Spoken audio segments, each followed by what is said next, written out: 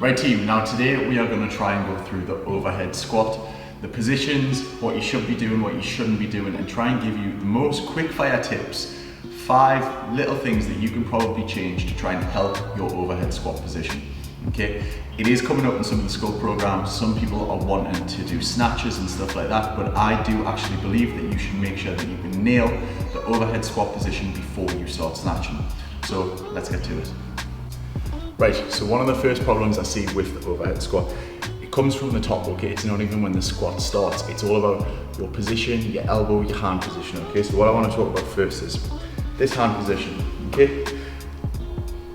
Essentially, taller people will go wider, people with longer levers, shorter people will go narrow. What I want you to do is find a position that you feel comfortable, okay? But imagine, if you ever want to snatch, you want to be in that position. So for me, it is pretty much all the way outside the knurling, okay? Sorry, all the way outside at the end of the bar.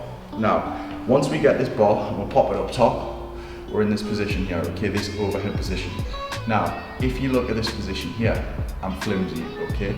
Now, the reason that people who are doing like workouts with overhead squatting can go for days and days and days is because there is no tension on the shoulders, but right now there is. I'm semi-flexed, there is tension in my biceps, there's tension in my shoulder joints, and I'm using a lot of energy here. Now, what I want you to do is, first of all, is active shoulders, and this is the fix. Think about if you were holding a house up. You want to push to the top, okay, with active shoulders. If you've ever tried to do a handstand, it's very similar, okay? So active shoulders here. Now, from this point, what you're going to do is you're going to wrap your armpits out and try and turn them facing outwards towards the camera here or towards the wall in front of you. Now, what this is going to do is it's going to bulletproof your shoulders and bulletproof that overhead position.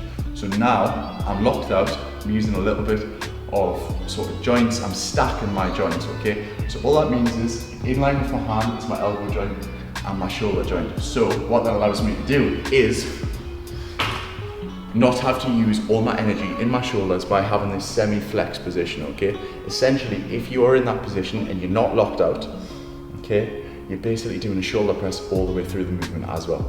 So the first point to do is making sure that your shoulders are active, making sure that you are actively pushing up on the bar and having your bicep almost in line with your ear. Right, second thing that you need to change, eye position, okay? And this is my worst habit, okay? So I'm being a little bit hypercritical here. But you punch the bar out, okay, overhead. Now when you are here, you're sorting out your feet out. But after this point here, I want you to make sure you are looking up all the time throughout the overhead squat. It's the same as a back squat, same as a front squat. You want to be nice and upright or you're going to fall forward at the bar. Now I'll do a bar rep here.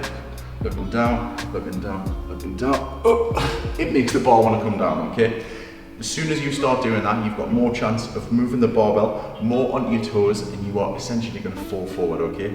And I guarantee once you're practicing this, it's going to put you off it straight away.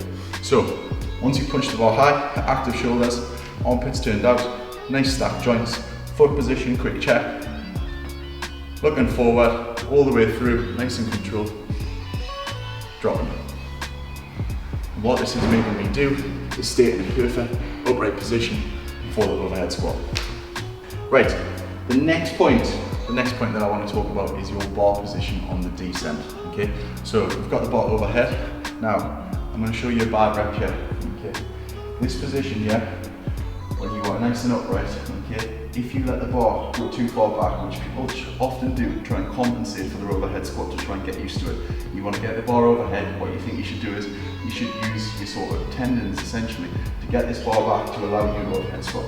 But what happens is, as you start going down, you're in this horrible position here where you don't know where to go because the bar, okay, is not in line with my midfoot. Okay, so have a little look at my foot quickly.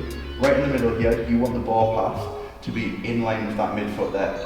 Now, when you are putting the bar too far back, it's further behind your foot, and what it's going to make you feel like you're doing is falling back, okay? And again, you either are going to fall back or you're just going to bottle it before you even go down in the squat. So what I want you to think about is once you punch this bar up, nice and strong, stack shoulders, armpits turned out, okay, eyes looking forward, bicep in line with the ear, can you see that there?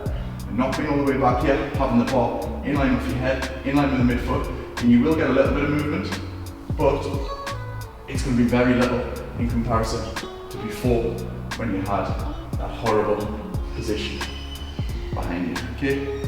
So not back there, in front, active shoulders, in line with the biceps to the ears. You should be absolutely fine hitting that overhead squat position. Right, so we've spoken about some of the common mistakes you find with the overhead squat. Some, I would say they are the worst traits that I see when I see most people in the gym trying to attempt it, and that's what normally puts people off, okay? So if you can have a look at that and fix a couple of them things, there is part one done and you will feel much more confident straight away. However, I'm going to give you something to take away from this video, a little drill or a couple of little drills that you can do to try and build up to your overhead squat. So the first one we're going to do is going to be for more upper body and just getting comfortable in that overhead position, and it's actually going to be shoulders that we're going to work. And the second thing, we are going to try and give you a regression from the overhead squat, try and control it and get you confident in that position, okay? So the first thing what we're going to do is behind the neck press. So you're going to get the bar in that position where you are overhead. We're going to get it on the back rack just as if you're going to do a back squat. Now, all we're going to do to make sure that we are getting that confident, strong, stacked position with the joints is relax the elbows, and just before you press and punch out, you're going to get these elbows driven under the bar, press out overhead, and then control it back down. Fully relax again, exaggerate it so your elbows are back. That's in a terrible, terrible position, which is making you conscious of it. You're now aware of it. Elbows to go under, drive up, punch the bar. Okay, last way. Relax there, terrible position, under, stack, drive the bar up. Okay, so once you're confident in that position, what I would suggest you do with that sort of drill is about 5 sets of 3 reps or 3 sets of 5, whatever you want to do. Something that is not really close to failure. Okay. So what you can tend to do is do that with an empty barbell, get confident, add a little bit of weight, but I would only be going like 2.5s, 5s, 10s aside at the absolute most, and that's going to build your upper body strength in that overhead position. Right, if you're going to take away any sort of drill, anything from this video today, it should be the overhead box squat. Okay, so this drill here is going to take out the scariest position, the scariest part of the movement, being overhead in the bottom position with the barbell. Now, you've all heard me stress about tempos, controlling the negatives and stuff like that. It is absolutely imperative when it comes to learning a movement. Now, what we're going to do is find a box position where you are pretty much at about parallel. Okay, once you've done that, we're going to press this bar and punch it overhead. From this position here, we're going to go nice and controlled. We're going to do a 4-second negative, okay? So from here, just like a squat, think about the same sort of positions. Once you've sorted out your overhead position, we're going to control this negative. Break from the hips, eyes forward. 1, 2, 3, 4. Little pause, but still keeping tension in the legs, not relaxing. Drive it up. Okay, let's go again. 1, 2, 3, 4. Little pause. Drive through the heels. Punch it out.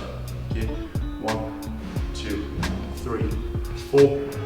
Confident in that bottom position. Worst case scenario, if you feel like you're failing, is just dropping the bar on your shoulders there. You can sit, grab a partner, get them to take it off you, or just try and press it overhead. Punch it back out. Driving up. And that, right there, the box being about parallel for me, you might have to get one a little bit lower because I'm a little bit tall. That is going to be the best thing that you can take away and get confident in that overhead position. I used to come in the gym, empty barbell, do 3 sets of 10, 3 sets of 12 before I even started attempting doing a squat snatch, doing a snatch, doing any of those movements.